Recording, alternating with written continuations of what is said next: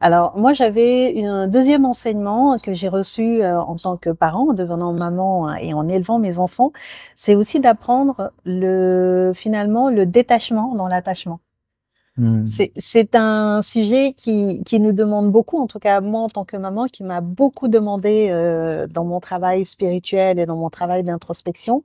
C'est comment est-ce que je fais le discernement entre l'amour que je porte à mon enfant, donc cette volonté en fait de lui souhaiter tout le bonheur du monde, de vouloir tout son bien, et finalement dans cet attachement aussi là, d'apprendre à lui donner sa part à lui, donc de le laisser s'exprimer en tant qu'être et de le laisser finalement aussi faire des choix pour Hmm. lui-même.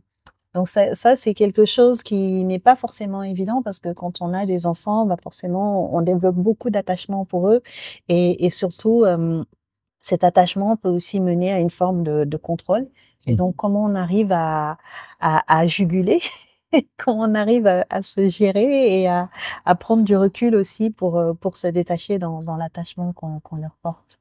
C'est d'autant plus difficile pour la femme qui a porté l'enfant Mmh. dans son ventre, la chair de sa chair, de se détacher.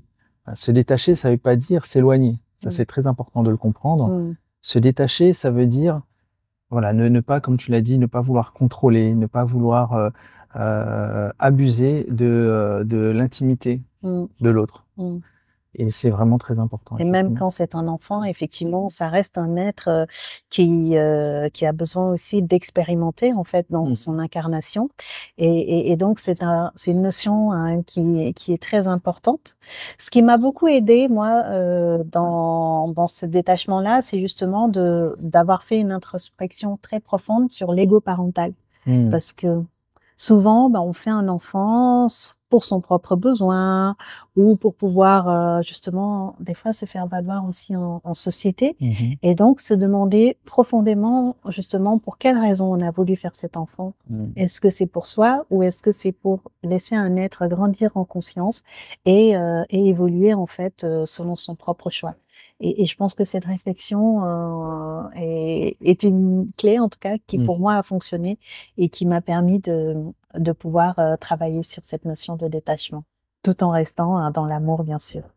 Oui, puisque par attachement, on peut finalement faire du mal, en fait.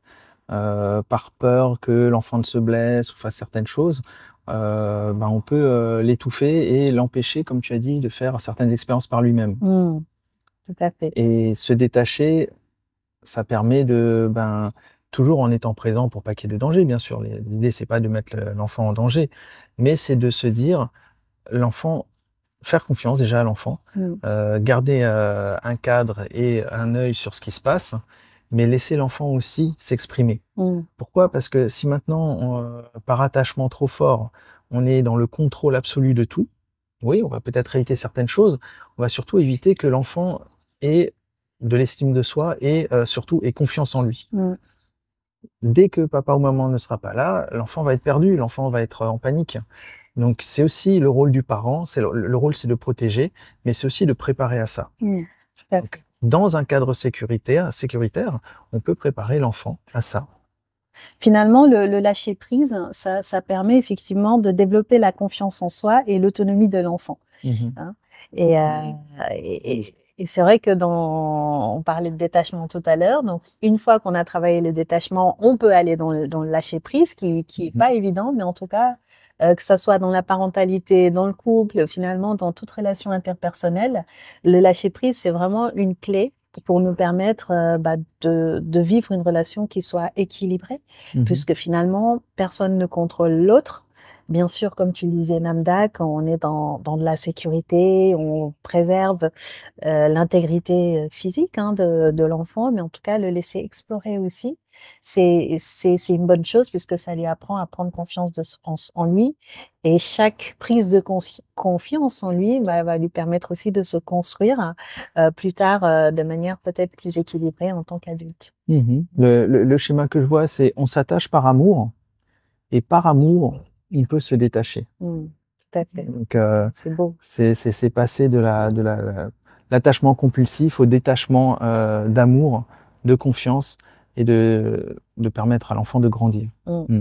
Bon, Mm. c'est un vrai chemin, mais en tout cas un chemin qui porte beaucoup ses fruits et qui est aussi porteur de responsabilité pour l'enfant parce que Mhm. du coup, à chaque fois qu'il aura à faire ses propres choix, il pourra aussi être responsable dans sa vie future, hein, et être créateur de sa vie finalement.